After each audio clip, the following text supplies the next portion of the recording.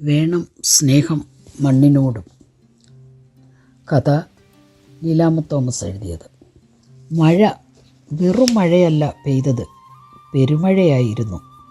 മഴയുടെ ആരവം എൻ്റെ കാതുകളിൽ മുഴങ്ങിക്കേൾക്കുന്നു, ഒപ്പം കാറ്റിൻ്റെ ഇരമ്പലും. ഞാൻ ഞെട്ടി ഉണർന്നു. ഈ പെരുമഴയിൽ പറമ്പിലെ മണ്ണ് ഒഴുകിപ്പോയി കാണുമോ? ഞാൻ എഴുന്നേറ്റ് കട്ടിലിൽ തന്നെ കുറേ നേരം ഇരുന്നു.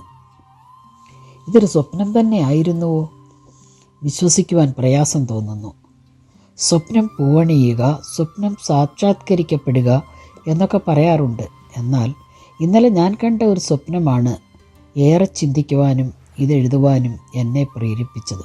ഭൂമിയിൽ ജനിച്ചു വീഴുന്ന നാൾ മുതൽ മണ്ണിലേക്ക് തിരികെ ചേരുന്നത് വരെ നമുക്ക് അവാച്യമായ സ്നേഹവും അഭേദ്യവുമായ ബന്ധമുണ്ട് ഈ മണ്ണിനോട്.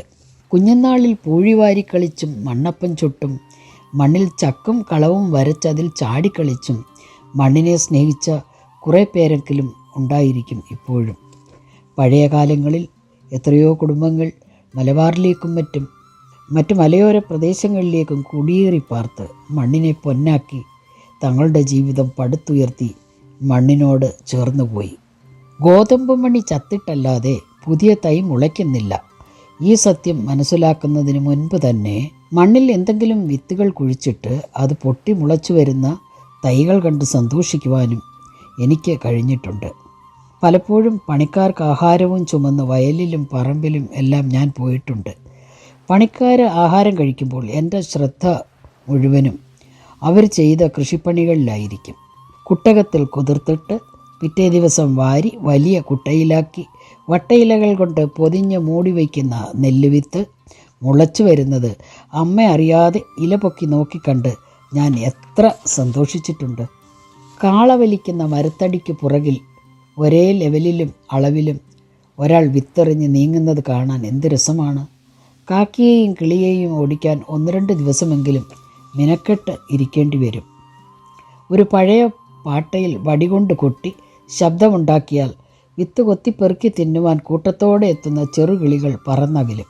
തിരികെ വീട്ടിലേക്ക് വരുമ്പോൾ വിശപ്പും ക്ഷീണവും തീർക്കാൻ ഇടവഴിയുടെ ഇരുവശങ്ങളിലും ആരും വളർത്താതെ കായ്ച്ചു നിൽക്കുന്ന തെറ്റിപ്പഴവും ഞാറപ്പഴവും മുള്ളിപ്പഴവും മറ്റും. ഞാറപ്പഴം തിന്നാൽ നാക്ക് വയലറ്റ് കളറാകും. പഴുത്തു ചുവന്ന തെറ്റിപ്പഴത്തിന് നല്ല മധുരമായിരുന്നു. മുള്ളിപ്പഴത്തിന് ചിലപ്പോഴെങ്കിലും പുളിയുണ്ടായിരുന്നു. ആവോളം അടർത്തി ഇലകളിൽ പൊതിഞ്ഞ് വീട്ടിലേക്ക് നടക്കുമ്പോൾ വഴിയിൽ കാണുന്ന കൂട്ടുകാർക്ക് വിതരണം ചെയ്യാൻ മടിക്കില്ല. കാലിലെ ചേറും ചെളിയും കഴുകി വൃത്തിയാക്കി വീട്ടിലേക്ക് കയറിയാൽ കയ്യിലുള്ള പഴങ്ങൾ എല്ലാവർക്കും കൊടുക്കും. ദിവസങ്ങൾ കഴിഞ്ഞ് വയലിൽ പോയി നോക്കിയാൽ പച്ച പരവതാനി വിരിച്ച പോലെ കാറ്റിൽ ആടി ഉലഞ്ഞു നിൽക്കുന്ന നെൽച്ചെടികൾ ഒന്ന് കാണാൻ ഇന്ന് കൊതിയാകുന്നു.